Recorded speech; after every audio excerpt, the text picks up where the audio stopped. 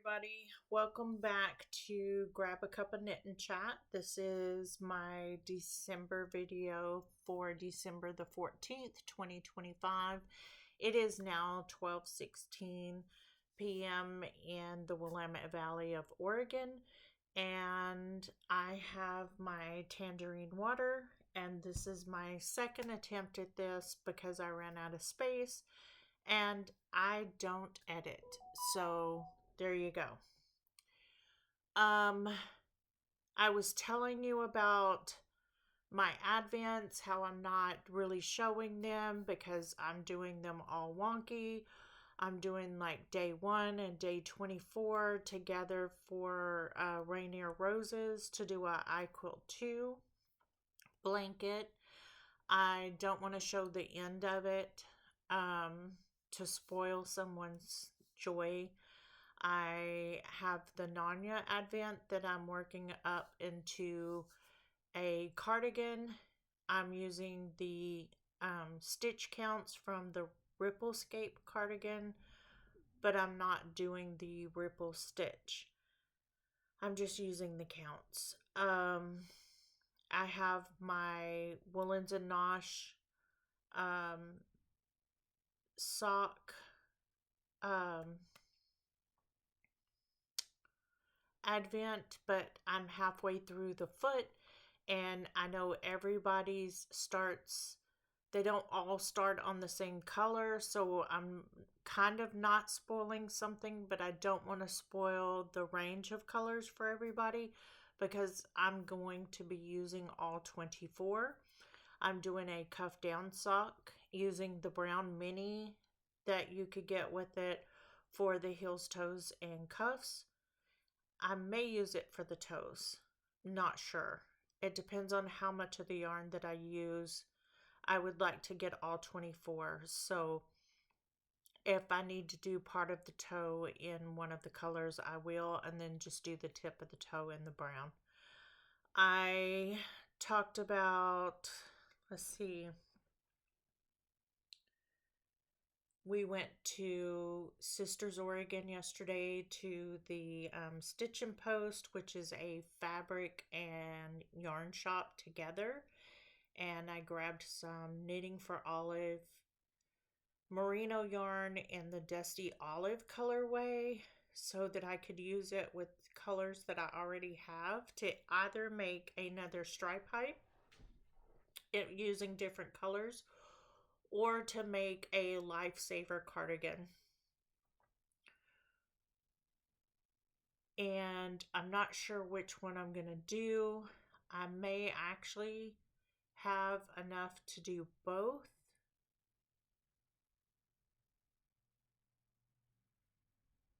I won't have enough yarn to do both, but I may have enough colors that I can use the Dusty Olive for the main color and then use all the other colors and then get another main color and use the rest of the colors for the other one. Because neither one of them really, let me turn that off. Neither one of them really use a whole lot of one color in them. I think the Lifesaver cardigan uses more of a main color than the stripe hype.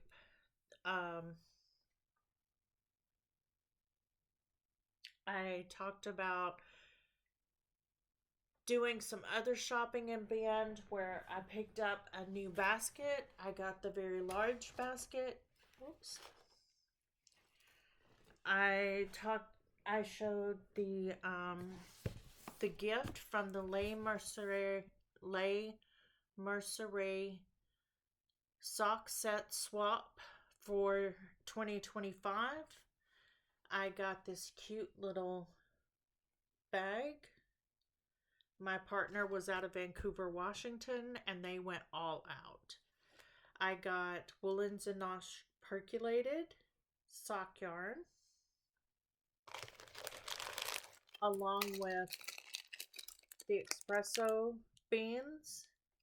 How perfect is that?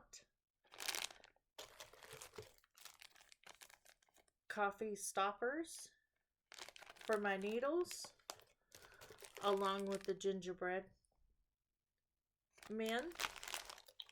I also got this cute little wallet.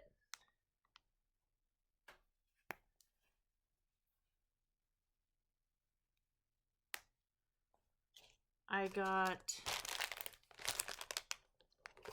had already thrown away the card for that wallet. I got a pen that had Santa and a gingerbread on it. I got these cute little stitch markers from Pearl and Hue, along with these minis from Pearl and Hue. They're just superwash, 75% superwash merino and 25% nylon. They were in a cute little zipper bag and I opened them up. I've been really wanting to work with these yarns. I also got a Chagu 40-inch US 1 needle. I got these little stitch stoppers. One is Santa's head and the other is Santa's feet hanging out of the chimney. I got Tuft Woolens sock soap in lavender. And I got the Tuft hand and body balm in unscented, which I'm really excited about these because I've always wanted to try them. Didn't want to spend the money on them myself, so I'm glad that I got them as a gift. So right here, I mean, look at this. Everything you could want to start a pair of socks. Snacks, bag, needle stoppers, needles, yarn, everything. Even a pen to keep up with your thing and your pattern and your stitch stoppers.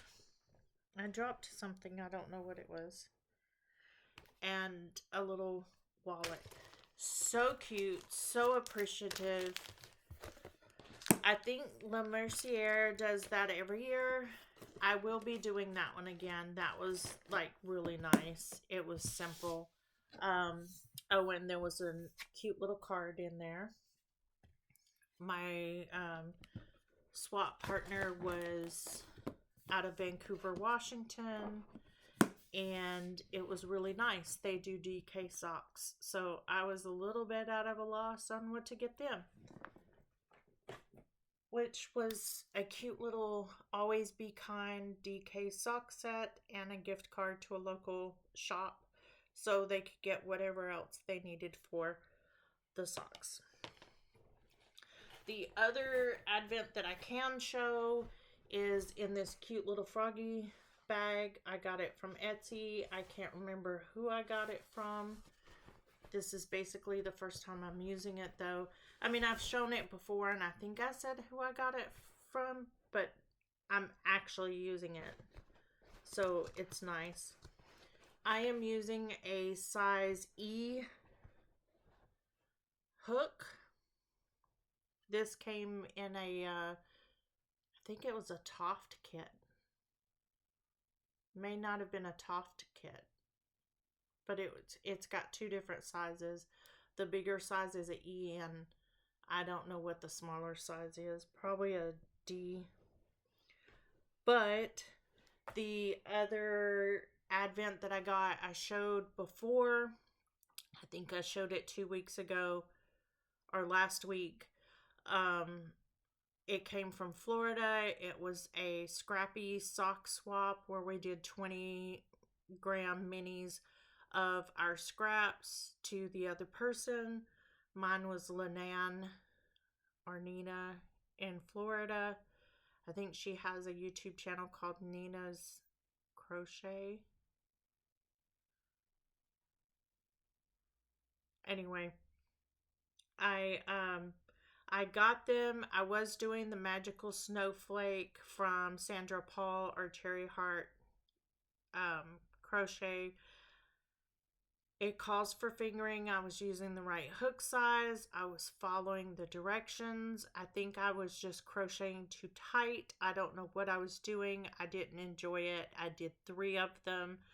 I frogged them. I put that little bit of yarn in my less than 5 gram ball scrap yarn canister, which is a glass jar with the top that flips down, canister type top. And I started doing squares. These squares are 5 round granny squares. They're about 2.5 by 2.5 inches. I started here and I just worked through the days.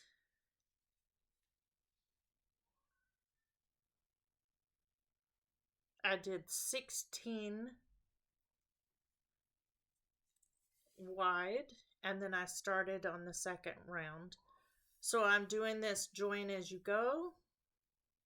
So this first one I did a 5 round using TL Yarn Crafts, our Tony Lipsy, her perfect granny square or something like that tutorial, where she shows you how to turn it to keep them from going wonky. And I just did 5 rounds on that one. And then the second one, I started it. I worked 5 rounds up until the very last side. And then I joined as I went with slip stitches. So there's the front and there's the back. So starting with this next one on the second row, I will do the exact same thing, except on one side where I join, I'm going to be joining the side and the top, which is perfect.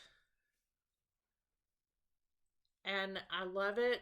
That's all of them except for these right here that was sent to me. I just need to add those. And then I'm just going to start adding in whatever sock yarn scrap that I have. I've done a blanket before where I did an 8-round granny square, and then I used a neutral color to join them, like join as you go around them, and put kind of a border on them. So I'm doing the same concept here, only I'm not putting a border around each square. I'm just letting the square stand alone, adding it in as I get it done, and then I'll just take a solid color most likely and go around the outside. I just don't know what color the solid color would be. I really don't like doing borders in white, and black is just a little dark to me. The other thing that I'm working on is called the Margot top. I'm using Stash Yarn, which is Draymore's Studio anti-pilling acrylic in the paprika colorway. I really like it. It's like a cinnamon, kind of a mix between a paprika color and a cinnamon color to me. This is a easy follow repeat. It is bottom up, so wow, I'm getting blown out and everything else. The lighting is so weird. It is 3 sections, and you just repeat those 3 sections until you get to the right length, and then you do the shoulder part. It's by Gregoria Fibers. It's a sleeveless with a boat neck. As I've said, I think I'm going to do in 2026, I'm going to use my Stash yarn. I'm going to try to use patterns that I already have or patterns out of a book that I have, and work up my stash and do nothing but t-shirt and sleeveless tops for myself, and cardigans, because I prefer to wear sleeveless or t-shirt, and a sleeveless top or a t-shirt, and just wear a cardigan like I am here, because here I'm wearing a tank top with a cardigan over the top, and I'm more comfortable that way. That way I can take the cardigan off if I need to and put it on when I need to regulate my temperature better. And I'm going to try to use up my scrap or my stash this year. I do have a lot of acrylic that's more like Red Heart and Karen Simply Soft and stuff like that that I wouldn't use for things like this. But I do have some DK and fingering weight that I think I can make do with to make some sleeveless tops. And the stuff that is not, that I don't think would make a good top I'm probably going to do like fingerless mitts, hats, things like that for a donation box and just start making those from the get-go. The other thing that I'm doing is with some Stash Rustic Romantic and the Antique Iron from, this is the Antique Iron Way. It's Yarn Bees Rustic Romantic from Hobby Lobby. This was stash yarn. This is stuff, I mean, you can see from the band that I've had in my stash for a while. I stashed it on Ravelry. I'm starting to go through my stuff and I'm trying to put my yarn on Ravelry so I know what I have and what I don't have, because it's all in boxes. And things that I know that what I want to do with, I'm going to try to get those big Ziploc storage bags and just put them in it, or go ahead and print the pattern out and put it in a project bag. But I keep pointing to this spare bed over here. I have so many project bags with projects in it that I had a little cast on party and then I just left them there after showing them to you, and I'm not real interested in picking them back up. So I need to find what's going to bring me joy and what's not. But in that Antique Iron Way, I am making Fire Pit Mitts by Taylor Earl from Wool Needles Hands. This is one that I've started the thumb gusset on, and this is one that I have finished. Now this one's a little bit shorter. The pattern calls for like 6 inches from here to the thumb gusset. This is only 5, but it rolls. I like the rolling detail. This will roll after a while too. I've made mine out of fisherman's wool. This is soft. This one is a short thumb because the person I'm making this pair for has a shorter thumb. So if I did it right, it would be up to here where the thumbnail starts on me. On them, it was to the end of their thumb. So I made it shorter. Which just means that instead of putting the thumb gusset on hold after reaching the certain point that I needed, I did 3 knit rounds, then put it on hold, finished the hand, and then did 2 rounds, basically just to bring it together on the thumb and bind it off. Now this right here is the second pair from a skein this size. I've made one pair like I normally would already, and I've already gifted those. I started them on Wednesday the 10th, and I gifted them on Thursday the 11th. This pair I started on the 11th, and because we were out riding around yesterday, I didn't take them with me. So I can finish them today, but I needed to add yarn because this is all that I have left from a skein of yarn with that much, a whole pair and this, and I just knocked this off. This is a 220 yard 100 gram skein. So I thought that was pretty good. I can either make another pair, because I know I would get another pair out of it, but I think once I finish this one mitt. I'm going to use the rest of it to make a hat. Just a regular 2x2 rib hat, I think. Kind of like a Salish cap. But that's what I have. That's what I've discussed. And that's pretty much all I've done. I don't want to show the rest of the advents because I don't want to spoil it for anybody. And I think I'm just going to go now and kind of get started on my desk here and get it cleaned off a little bit. And I will talk to you later. Just take time to enjoy yourself. Thanks for watching. Bye.